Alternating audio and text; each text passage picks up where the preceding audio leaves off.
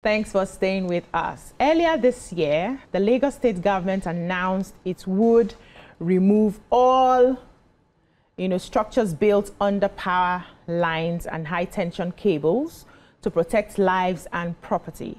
According to LAPSCA's Public Affairs Director, Adu Ademuyiwa, the enforcement is necessary for public safety.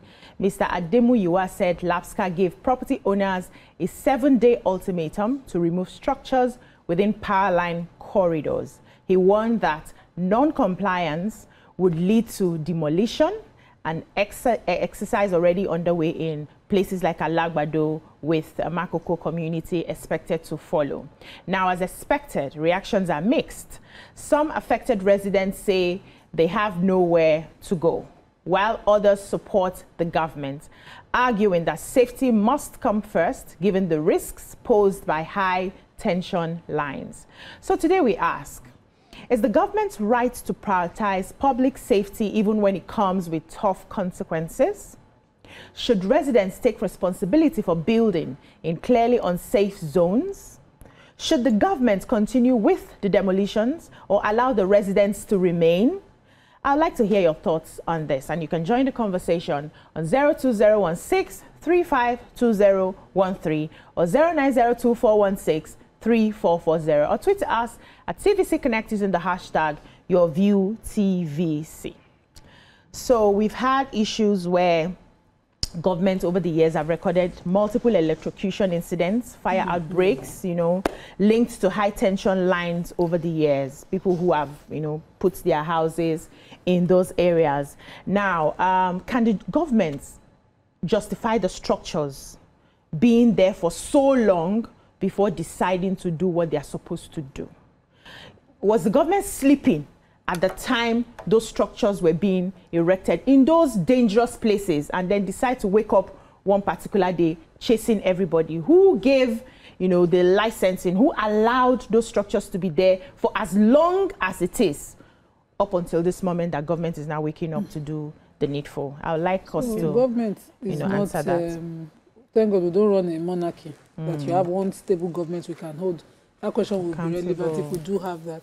We don't. So, per time, when we change government, one government can come with the will to do the right thing.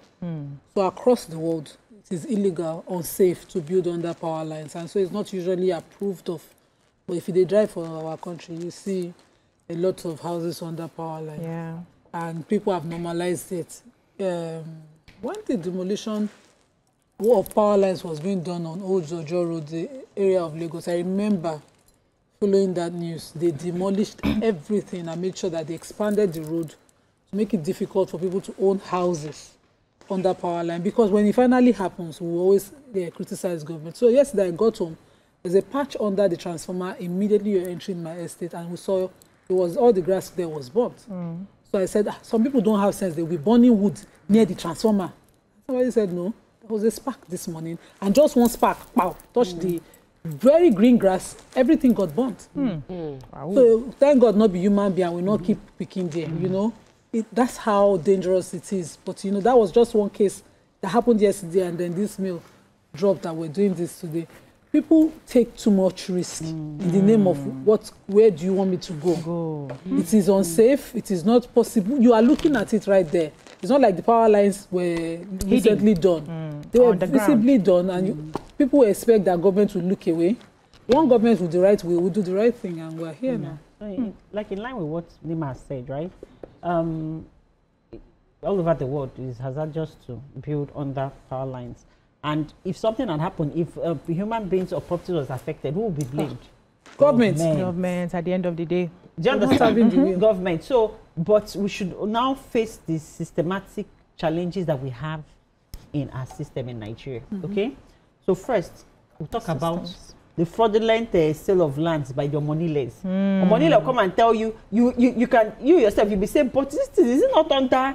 You say, no, they carved it like this. When they now sit like that, they tell us they will move it later. They will wash your head. Then, and with the problems that we have in the system, maybe you agree, maybe because there's housing scarcity and deficit, which is government problem. Because if we don't have housing deficit and scarcity in Nigeria, in Lagos State, and if the landlords are not mad, in this same Lagos state, because what's been going on social media recently, as in with the rents, the hike in rents, landlords and everything. So many people have been calling out landlords in recent times on social media.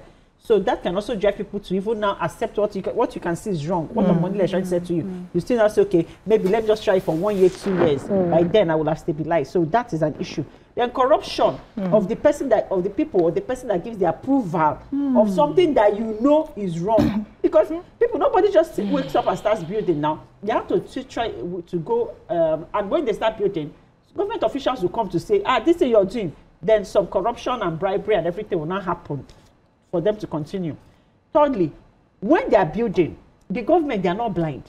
People keep passing that place. Those areas. So they know that something is happening there. Something happening. So what is that? By the time we put first block, second block, I just think that if the government is also sympathetic in this economy to the plight of the citizens, then you should go and tell them to stop and break it down. That time is still 1 block, 2 block. Not wait for the person to finish, decorate the house and everything, then you can break it down. So that, for me, that's where the wickedness of the government comes into play. It's wickedness because they are not doing their job timely. And when at the time and then it's also affecting the little money that the citizens have.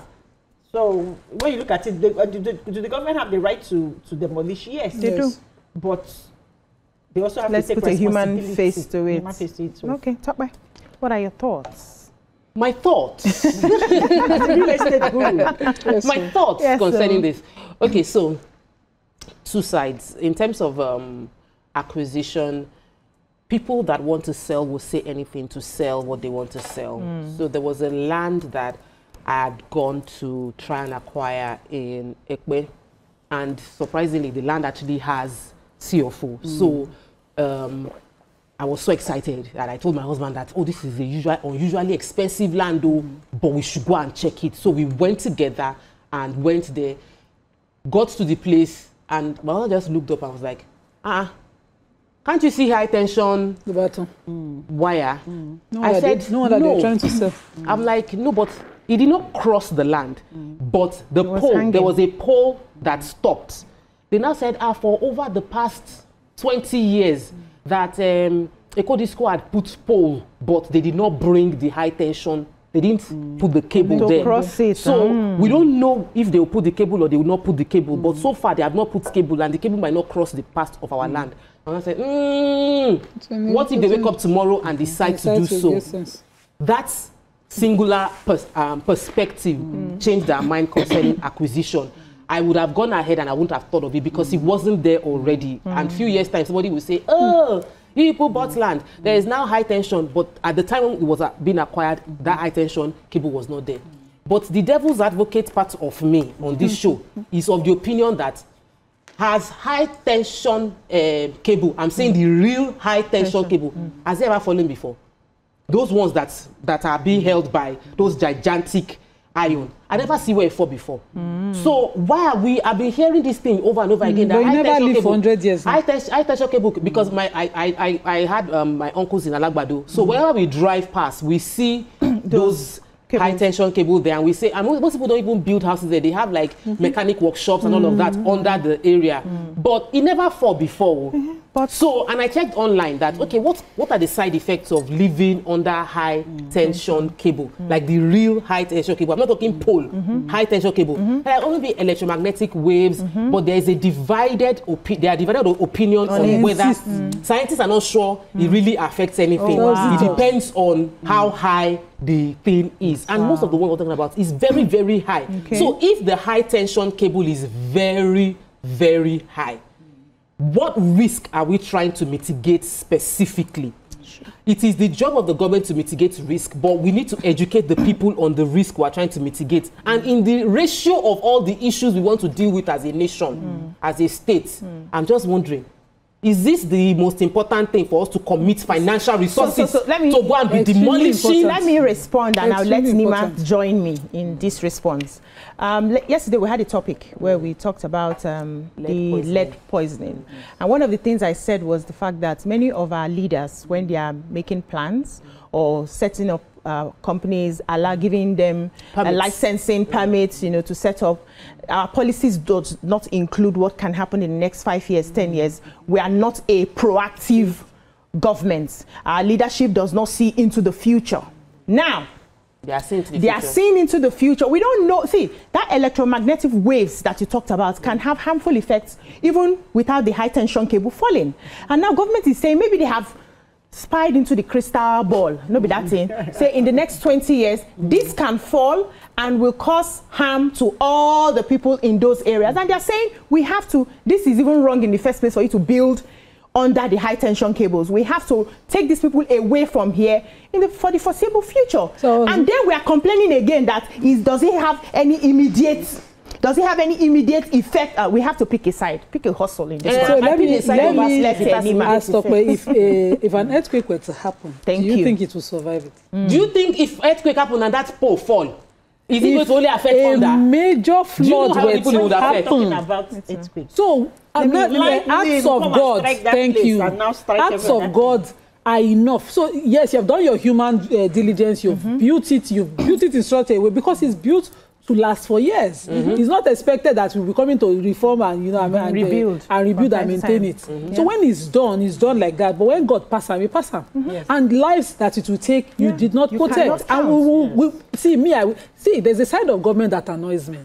The cost that Amaka was highlighting and the failure of government to plan. A lot of places you go. If Ogun State, I don't even know whether they're planning again. They should do a lot of town planning. When we were growing up, if you build your house and there's supposed to be a street, the way we now see streets block, you now go and turn one maza and come back to the. If you build on a place that's supposed to give access to another road, local government will turn up. Town planning will turn up. Town planning has not really been effective, except now that they're having floods in the Lekki side of town. Town planning plays a major role, and that's why we say government fails where they do fail. You don't go around planning. The local government department for these purposes that is within direct closeness to these errors are not working. You don't see them. Somebody built on a drainage that I saw in my own estate when I moved in and did a gutter that is costing the estate to tomorrow. Flooding. We have written. It's at the, I was one who even served one of their letters for them at the Lagos State Pollution. I'm trying to remember the agency in question. Opposite. They have not come there. They have not come. So every day now, they are asking CDA people to come and donate money again to redo, because the woman is not budging. Another person built a fence right on drainage, saying that the entire land and street is part of school. Who approved that building? Good question. We have a government, and that's when we must feel government. All these things that we are talking, we know the truth. Let's take a short break. When we come back, we continue the conversation. Stay with us. Welcome back. We have a caller on the line, Fola from Fagba. Good morning, Fola. Beautiful lady. Good morning. I so much love the topic you are taking on today. It's a good development that government is demolishing people who have structures under the high tension. However, it will interest you to know that government is again offering those lands for sale. It's 10 million per plot. Please send your crew, the CVC crew, to Kola, the command end of Kola. They are beginning to build again. Those who can afford to pay 10 million per plot, they are already building. In fact, my cousin is involved, and my in-law, and they are paid.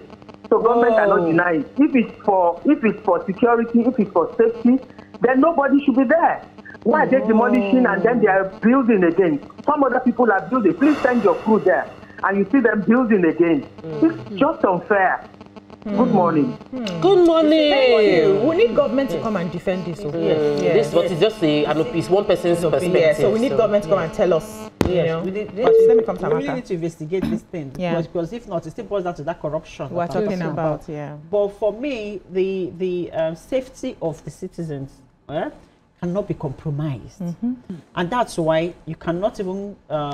I don't have anything to say against government demolition, right? But the conversation we should be having is not about demolition. It's about compensation and relocation. That is the conversation. Not whether they demolish you. Because if you come to demolish my property, but before you come, you can't tell me, see, I don't give you another place where you go live, or take the money, what will be the value of your place and everything. I won't have a problem now. What entitles you to that compensation? I'm coming. So it's now left for them to now, first of all, investigate. How did individually, how did you come about this land? Was it, did you get this? Was it a government official that sold this land? How did you get your approval? Was it from government office?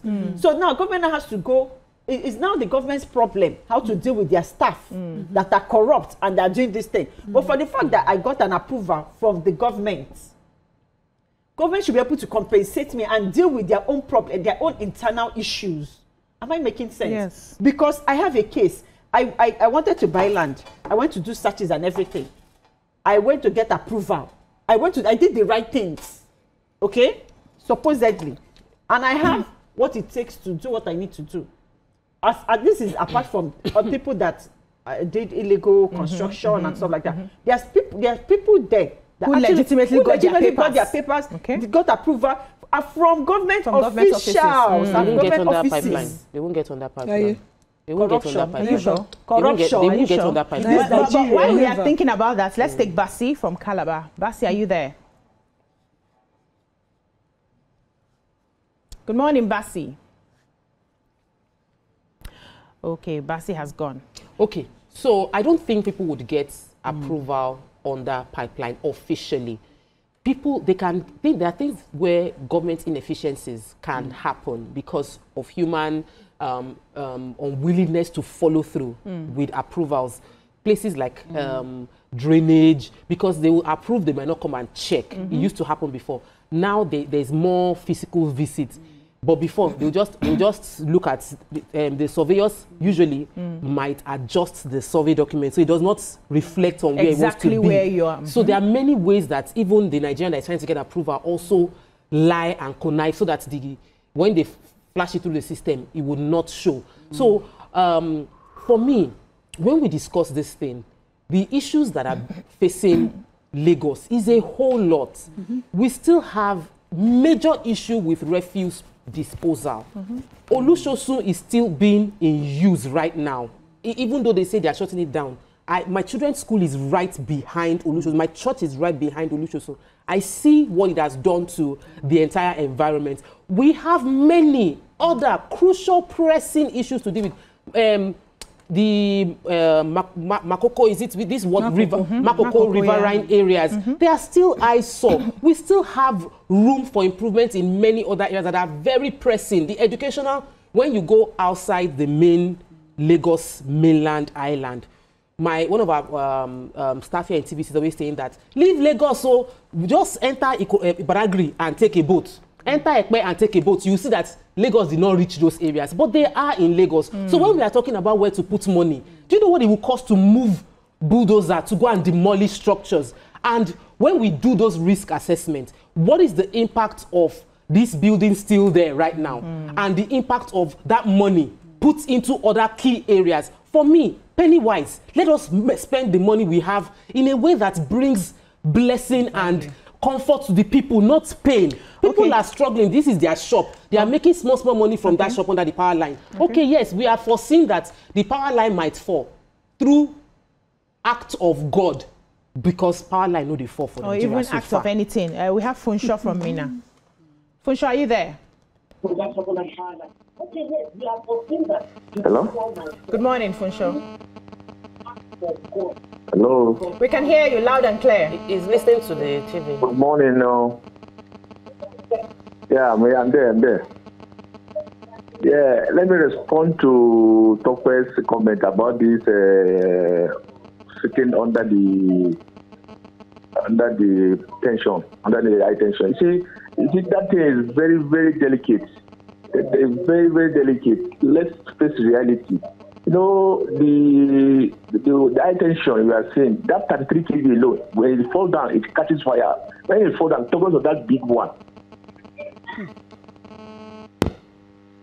Oh, we lost So let me add to Funsho's that apart from that it falls down, when it needs maintenance, what do you do to the buildings that you have allowed to exist under it?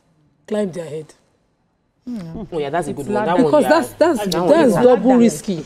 So there's a reason why it needs to be clear and left clear, so that whenever it needs any work, we don't need necessary. If there's a fire happening because of one of the buildings' recklessness, it then goes into high cables and all of that. We should completely avoid that. But the problem I have with government, like I said, is proper town planning. Yes, government has a lot of things and we have a lot of issues on ground. Do not allow people to exist first in the places that you know are risky and unsafe. Thank you. What I know is that nobody is going to give you approval for land that you bought under a power line. Forget it, it's not going to happen. But I know that there are some partial acquisitions, like the one that happened in Lasso. I think it was under BRF government that it was now waived, and then Ekpe campus was started to develop Ekpe at the time when we were in school. Because people came and built into the land that was supposed to house a university for the whole of Lagos. And kept building. Somebody will say, don't worry, government will come out high. None of them had papers. They had to write to the government. They wrote to the government.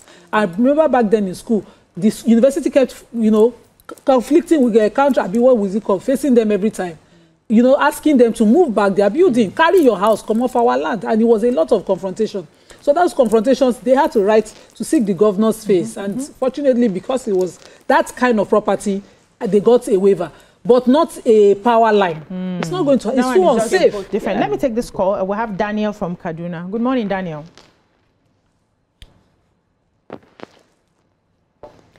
Daniel, are you there? My name is Pastor Dare Adebanjo from Kaduna. Okay. Good morning, Pastor. Pastor Dare Adebanjo from Kaduna. Okay, good morning. Now you said whether it is right or not. If it's for safety reasons, I think it's right. But like your panelists there alluded to, why demolishing houses and reallocating the land again? Now, if government will not give approval for this land in the first place, and you found buildings springing up there, where are the government agencies when this building started from the first place that they will stop those buildings? It's a question we're asking. It is unthinkable that you allow people to spend their hard-earned money on a place that you know it is not permitted, and you allow the building from the scratch to the completion level.